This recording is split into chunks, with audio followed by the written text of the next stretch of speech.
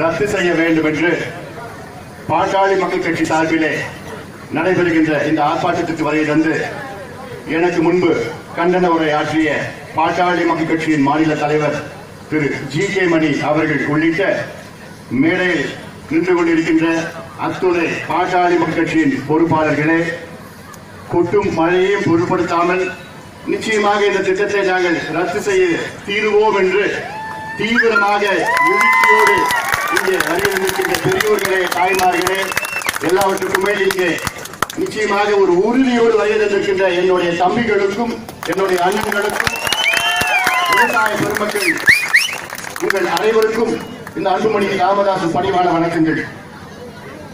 இங்கே நெடுவாசல் பகுதியில் மக்களை அழிக்கின்ற இந்த ஹைட்ரோ கார்பன் திட்டத்தை மத்திய அரசு கொண்டு வர இருக்கிறது.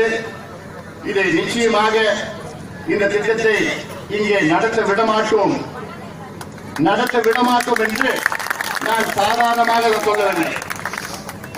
உங்களுக்கு எல்லாம் தெரியும், மேற்கு வங்கத்தில் அங்கே நந்திகிராம் சிங்கூர் என்ற பகுதியில் அங்கே இருக்கின்ற அரசாங்கம் 5000 ஏக்கர் நிலத்தை கையகப்படுத்தி டாடா நிறுவனத்திடம் கொடுத்தார்கள். அங்கே ஒரு தொழிற்சாலை வர வேண்டும் என்று. அந்த 5000 ஏக்கர் நிலமும் நல்ல செழுமையான விவசாய நிலம். விவசாயிகள் போராடினார்கள். அதையும் பொருட்படுத்தாமல் அங்கிருக்கின்ற அரசாங்கம் நாங்கள் கொடுத்தே ஆகுவோம் என்று தீவிரமாக செயல்பட்டார்கள். அங்கிருக்கின்ற மக்கள் எல்லாம் ஒன்று கூடி ஒன்று திரண்டு பல தியாகங்கள் செய்து அந்த டாடா நிறுவனத்தை விரட்டி அடித்தார்கள். அந்த நந்திகிராம் சிங்கூர் மட்டுமல்ல, மேற்கு வங்கத்திலிருந்தே விரட்டி அடித்தார்கள். அதைத்தான் நாம் செய்ய இருக்கின்றோம். இங்கே நெடுவாசலிலே நாம் அதைத்தான் செய்ய இருக்கின்றோம். நம்ம மீறி யாராவது உள்ள வந்துட முடியுமா?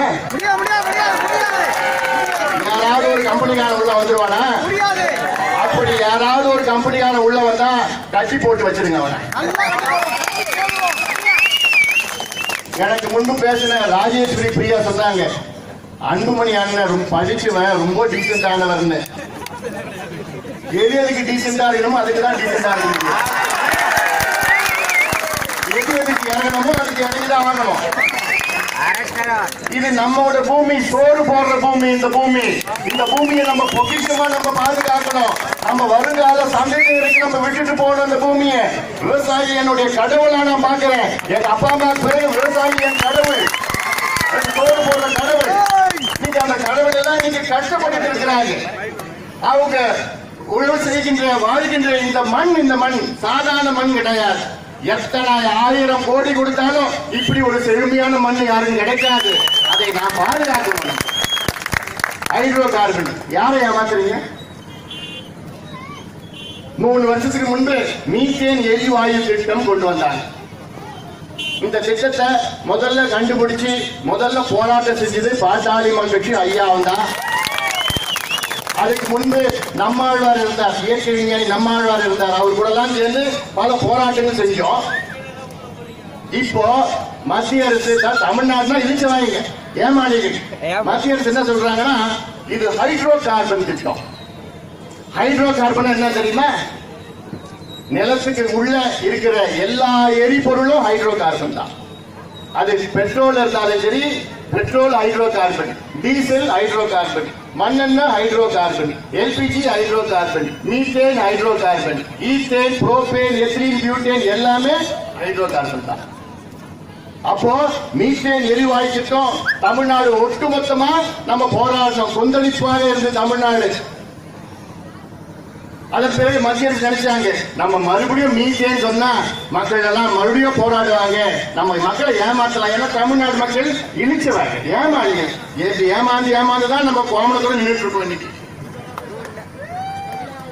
ஏமாத்தி தான் 50 வருஷம் ஆண்டாங்க. இன்னைக்கு திமுக செயல் தலைவர் என்ன பண்ணாரு? அவர் துணை முதலமைச்சராக இருந்தப்போ இந்த மீத்தேன் திட்டத்துக்கு தான் அவர் கையெழுத்து போட்டார். இன்னைக்கு அவர் போராடிட்டு போறார். அவர் கையெழுத்து போடுறதுக்கு அவர் போராடிட்டு போறார். இப்படி நீங்க எவ்வளவு காலமா நீங்க ஏமாற போறீங்க? போதும். ஆனா எனக்கு என்ன சந்தோஷமான செய்தி என்னன்னா, போன மாசம் இளைஞர்கள் வீட்டை விட்டு வெளியில வந்தாங்க, ஜல்லிக்கட்டுக்காக வெளியில வந்தாங்க. ரொம்ப என்னைக்கு இளைஞர்கள் வீட்டு வெளியில வரீங்களோ அன்னைக்கு நமக்கு நியாயம் கிடைக்கும். என்னுடைய நோக்கம் இது, எங்களுடைய நோக்கம், பாட்டாளி மக்கள் கட்சி நோக்கம் என்னன்னா, இந்த காவிரி படுகை டெல்டா பகுதி, காவிரி டெல்டா பகுதி அத்தனையும் பாதுகாக்கப்பட்ட வேளாண் மண்டலமாக அறிவிக்க வேண்டும்.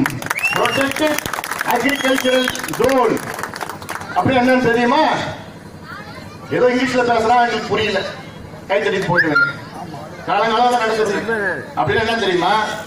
இப்போ நமக்கு ரிசர்வ் ஃபாரஸ்ட் இருக்கு தெரியுமா? ரிசர்வ் ஃபாரஸ்ட்னா மத்திய அரசால் சட்டத்தால் பாதுகாக்கப்பட்ட அது வனப்பகுதி.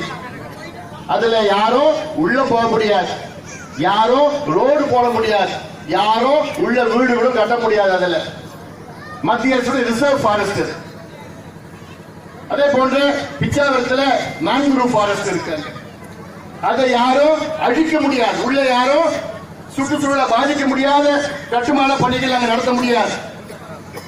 பறவைகள் சரணாலயம், பேர்ட் சாங்சுரி இருக்கு, அதெல்லாம் பறவைகளுக்காக பாதுகாக்கப்பட்டது. அது யாருமே உள்ள நுழைஞ்ச சுற்றுச்சூழலை பாதிக்கப்பட முடியாது. அதே போன்றுதான் இந்த காவிரி டெல்டா பகுதி, புதுக்கோட்டை, தஞ்சை, திருவாரூர், நாகை, கடலூர் மற்றும் புதுவையில் உள்ள காரைக்கால் பகுதி, இந்த பகுதியை பாதுகாக்கப்பட்ட வேளாண் மண்டலமாக அறிவிச்சா இங்க இருக்கின்ற ஒரு கம்பெனியும் ஒன்றும் பண்ண முடியாது, உள்ள வரவே முடியாது, சுற்றுச்சூழல் பாதிக்கப்படாது. காலகாலமா இந்த மண் நம்ம வருங்கால சந்ததியினருக்கு நம்ம விட்டு செல்ல போறோம். இதுல யாருமே எந்த பாதிப்பும் எப்போ பெரிய கொம்புனா உள்ள வர முடியாது. இதை செய்ய வேண்டும் என்று எப்ப சொன்னோம்? நம்ம 3 வருஷத்துக்கு முன்பு சொன்னோம். 2 ஆண்டுகளுக்கு முன்பு நம்முடைய தேர்தல் அறிக்கையிலே வந்தது. ஏன் இதெல்லாம் எப்படி? இதெல்லாம் சிந்திச்சு உங்களுக்கு என்ன நன்மையோ, உங்களுக்கு என்ன நல்லதோ அதைத்தான் என் மனசுல இருக்கு. ஏன்னா அந்த அளவுக்கு இன்னைக்கு விவசாயம் நலிந்து, இன்னைக்கு விவசாயிகள் எல்லாம் கைக்குள்ள தொங்கிட்டு இருக்காங்க. விவசாயினாலே நட்டம். ஒண்ணு காவிரியில தண்ணி விட மாட்டாங்க. அங்க கேட்டா காவிரியில, அதாவது மத்திய அரசு, மோடி அரசு தமிழ்நாட்டுக்கு செய்த மிகப்பெரிய துரோகம் என்ன தெரியுமா? உச்ச நீதிமன்றம் தீர்ப்பு கொடுத்தாங்க. என்ன தீர்ப்பு? 4 வாரத்துல காவிரி மேலாண்மை வாரியத்தை அமைக்கணும், காவிரி மேனேஜ்மெண்ட் போர்டு அமைக்கணும், 4 வாரத்துல அமைக்கணும்னு உச்ச நீதிமன்றம், சுப்ரீம் கோர்ட் ஆஃப் இந்தியா. ஆனா மோடி அரசு என்ன சொல்லுச்சு? நாங்க அமைக்க மாட்டோம், நாங்க அமைச்சா கர்நாடகாவில் எங்களுக்கு ஓட்டு வராது. எப்படி? கர்நாடகாவில் எங்களுக்கு ஓட்டு வராது. தமிழ்நாட்டு மக்கள் எக்கேடு கட்டா எங்களுக்கு என்ன? குட்டி சவர் ஆனா என்ன? விவசாயிகள் தற்கொலை செஞ்சா எங்களுக்கு என்ன? குடிநீர் பிரச்சனையா எங்களுக்கு என்ன? எவ்வளவு பெரிய துரோகம் அதெல்லாம். அது மட்டும் இல்ல, கர்நாடகாவில் காங்கிரஸ் அரசு இருக்கு. காங்கிரஸ் அரசுல அங்கே மேகதாது அணை கட்டிட்டு இருக்காங்க, காவிரி கொடுக்க. அந்த மேகதாது அணைக்கு 5000 கோடி ஒதுக்கிட்டாங்க. அந்த அணையை கட்டிட்டாங்கன்னா 63 டிஎம்சி தண்ணி அந்த அணை கொள்ளளவு இருக்கும். முடிஞ்சு போச்சு. ஒரு சொட்டு தண்ணி வரப்போறது கிடையாது, ஒரு சொட்டு தண்ணி. விவசாயத்துக்கு குடிக்கிறதுக்கு பிரச்சனையா இருக்கும். இப்படி நாம தொடர்ந்து பிஜேபி இருந்தாலும் சரி, காங்கிரஸ் இருந்தாலும் சரி, 2 கட்சியும் மத்தியில் வந்தாங்கன்னா தமிழ்நாட்டை நசுக்கணும், ஒடுக்கணும், அடக்கணும். ஏன்? ஏன்னா 2 கட்சி இங்க வரப்போறது கிடையாது, ஆட்சிக்கு வரப்போறது கிடையாது. காங்கிரஸ் இங்க தமிழ்நாடு ஆட்சிக்கு வந்து 50 வருஷம் ஆயிடுச்சு. பிஜேபி ஆட்சிக்கு வரணும், அடுத்த 50 வருஷம் வர முடியாது. அதனால 2 பேருக்கும் தெரிஞ்சு போச்சு, தமிழ்நாட்டில் அங்க போய் அரசியல் செய்து பிரயோஜனம் கிடையாது. அதனால எப்படி வேணா பண்ணிட்டு போலாம். இதுதான் நோக்கம், இதுதான் உண்மை. அதனால நீங்க எல்லாம் புரிஞ்சுக்குங்க. இதெல்லாம் என்னடா அரசியல் பேசுற? அரசியல் இதுதான் அரசியல். உங்களுடைய வாழ்வாதாரத்தை அழித்து, ஏன் இந்த கம்பெனி நெடுவாசல் யார் கொடுத்திருக்காங்க? இந்த கம்பெனில BJP MP, Karnataka MP BJP தான். ஆனா அந்த கம்பெனி சார்பில் யாவனா உள்ள வந்தானா கட்டி போட்டு என்ன கூப்பிட்டு போன் போட்டு நான் வரேன். போறது இல்ல. நான் சொல்லிட்டேன், எந்த தியாகம் செய்ய நாங்கள் தயாராக இருக்கின்றோம், எந்த எல்லைக்கு வேணா நாங்க போறோம். இது வெறும் பேச்சு கிடையாது, இது வெறும் பேச்சு கிடையாது. அன்புமணி பிடிவாதக்காரன், உங்களுக்கு தெரியும். போன மாசம் பிரதமர் வீட்டு வெளியில உட்கார்ந்து வந்தாங்க. பிரதமர் எனக்கு நேரம் கொடுக்கல, பாக்குறது நேரம் கொடுக்கல. பிரதமர் வீட்டு வாசல்ல நேரம் உட்கார்ந்து போராடினவன் இந்த அன்புமணி ராமதாஸ் போராடினவன். அதனால எதை பத்தி எனக்கு கவலை கிடையாது. நான் ஒரு எம்பி, நாடாளுமன்றம் இப்போ 9ஆம் தேதி நாடாளுமன்றம் கூடுது. அங்க போய் நாடாளுமன்றத்துக்கு உள்ளேயும் பேச போறேன், வெளியிலையும் பேச போறேன், வெளியிலையும் ஆர்ப்பாட்டம் பண்ண போறேன். அதனால இதெல்லாம் எந்த எல்லை கூட நாங்க போவோம். இது எங்களுடைய பூமி, எங்களுடைய பொன்னான மண், இது பொக்கிஷம். இந்த மண்ணை நாங்க அழிக்க விட மாட்டோம், ஒரு சென்று எடுக்க விட மாட்டோம். இதுல எந்த திட்டம் எங்களுக்கு வேண்டாம், இந்த திட்டத்தை வேண்டாம். இது மோசமான திட்டம். இந்த திட்டத்தை பத்தி பேசணும்னா எனக்கு 1 மணி நேரம் ஆகும். ஏன்னா இது வேற உலக மற்ற நாடுகள்ல திட்டம் எப்படிலாம் இருக்கு, இங்க எப்படி கொண்டு வர போறாங்க, அங்க மற்ற நாடுகள்ல இந்த திட்டம் நிறைவேற்றுறாங்க. எப்படி நிறைவேற்றுறாங்கன்னா 100 கிலோமீட்டர் தொலைவில் ஒரே ஒரு ஆள் கூட இல்லாத பகுதியில் தான் இந்த திட்டம் நிறைவேற்று. ஆனா இங்க சுத்தி விவசாயிகள் சுத்தி நம்ம வரப்ப பார்த்தேன், ஆலங்குடி இந்த பக்கம் ஆலங்குடி தாண்டவனே பார்த்தா என்னடா கேரளா வந்துருமான்னு பார்த்தேன். கேரளா மாதிரி இருக்கு, அவ்வளவு செழுமையா இருக்கு. எங்க பார்த்தாலும் பச்சை பச்சையா இருக்குது. என் கூட அருள்மணி வந்தாப்ல. அருள்மணினா உங்களுக்கு நல்லா தெரியும். உங்களை காலில் விழுந்து ஓட்டு கேட்டாப்ல, ஓட்டு போடுங்கன்னு சொல்லிட்டு டாக்டர் எம்பி படிச்ச டாக்டர் உங்களுக்கு இங்க பகுதியில நல்ல சேவை செஞ்சு 2 முறை இங்க போட்டிட்டாப்ல. இதுக்கு முன்பு இங்க 50,000 கவுன்சிலரா இருந்தாப்ல. அருள்மணி சொல்லிட்டு இருந்தாங்க, இங்க எல்லாம் வாழை, கரும்பு, எல்லாமே நெல், இதுதான் இங்க பயிர் செஞ்சுட்டு இருக்காங்க. அவ்வளவு தண்ணி இருக்கு, அவ்வளவு செழுமையான மண் இது. இங்க போய் ஹைட்ரோ கார்பனா அப்பவே முடிவு பண்ணிட்டேன். நிச்சயமா உங்க ஒரு கிலோ கேஸ் எடுக்க விட மாட்டோம். ஏன்னா இது மிக மிக ஆபத்தான திட்டம், ஆபத்தான. ஒரு கிணறு இங்க பத்திச்சுன்னா அவ்வளவுதான். இப்படி ரஷ்யாவில சைபீரியா பகுதியில அங்க ஒரு பள்ளம் உருவாச்சு. அந்த பள்ளத்துல இருந்து இந்த எரிவாயு வெளியில வந்தது. அங்க என்னன்னு தெரியாம அதை கொளுத்தி விட்டாங்க. இன்னைக்கு வரைக்கும் எரியுது. எவ்வளவு நாள் கொளுத்தி விட்டாங்க தெரியுமா? 40 வருஷத்துக்கு முன்பு. 40 வருஷத்துக்கு முன்பு கொளுத்தி விட்ட அந்த கிணறு இன்னைக்கு வரைக்கும் அது எரிஞ்சிட்டு இருக்கு. அதை கட்டுப்படுத்த முடியாது. 40 வருஷமா எரிஞ்சிட்டு இருக்கு. அப்ப நினைச்சு பாருங்க, இங்க ஒரு சின்ன கிணறுல ஏதாவது ஆச்சுன்னா சுத்து வட்டாரம் யாரும் இருக்க முடியாது. இதெல்லாம் இந்த ஆபத்தான திட்டங்கள் எங்களுக்கு வேண்டாம். எங்களுடைய விவசாயிகளுக்கு அவங்க உழைப்புக்கு ஏற்ற ஊதியத்தை கொடுங்க. அவங்க உழைப்பை நீங்க அங்கீகாரம் செய்யுங்க. இந்த பகுதியை வேளாண் பாதுகாப்பு மண்டலமாக அறிவிக்க வேண்டும். அதற்கு நாங்கள் போராடுவோம், நாங்கள் ஓய மாட்டோம். இது எங்களுடைய விவசாய பிரச்சனை, எங்களுடைய கடவுள் பிரச்சனை. விவசாயிகள் சோறு போடுற பிரச்சனைகள் எல்லாம். ஏன்னா எங்க விவசாயத்தை விட்டுட்டு எங்க சோறு வாங்க போறோம்? China, Japan, Thailand, Cambodia, Laos, Vietnam, இங்க இருந்து நம்ம பிச்சை எடுப்போம். ஐயா எங்களுக்கு சோறு போடுங்க.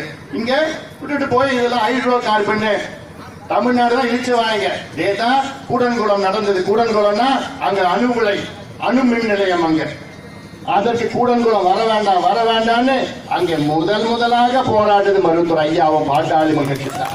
இன்னைக்கு எவ்வளவு பெரிய பாதிப்பு.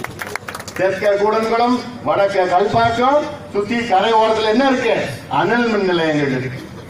இதெல்லாம் தேவையில்லை. அதனால்தான் இன்னைக்கு மக்கள் மத்தியில ஒரு விழிப்புணர்வு ஏற்பட்டிருக்கிறது. இது ஏதோ பாட்டாளி கட்சி பிரச்சனை, திமுக பிரச்சனை, அதிமுக பிரச்சனை, இது அரசியல் பிரச்சனை கிடையாது. இது நம்முடைய வாழ்வாதார பிரச்சனை, விவசாயிகள் பிரச்சனை. இதெல்லாம் அரசியல் இருந்து எல்லோரும் சேர்ந்து நாம் போராடுவோம். நாம இந்த நிலத்தை நம்ம பாதுகாப்போம். இந்த நிலம் மட்டும் கிடையாது. இங்க இந்த பகுதி நெடுவாசல நம்ம துறக்கி விட்டோம்னா தமிழ்நாட்டில் வர எங்கேயுமே அவன் கிணறு பதிக்க முடியாது, எங்கேயுமே உள்ள வர முடியாது. ஏன்னா 2000 கிணறு திட்டமிட்டு இருக்காங்க. 2000 போர் எங்க 2000 நினைச்சுப்பாரு. 2000னா அவ்வளவுதான், முடிஞ்சு போச்சு. அங்க தண்ணி விட மாட்டான், இங்க கிணற பதிச்சு பாலைவனமாக்கிறான். அதனால உறுதியாக இதை விட போவது கிடையாது.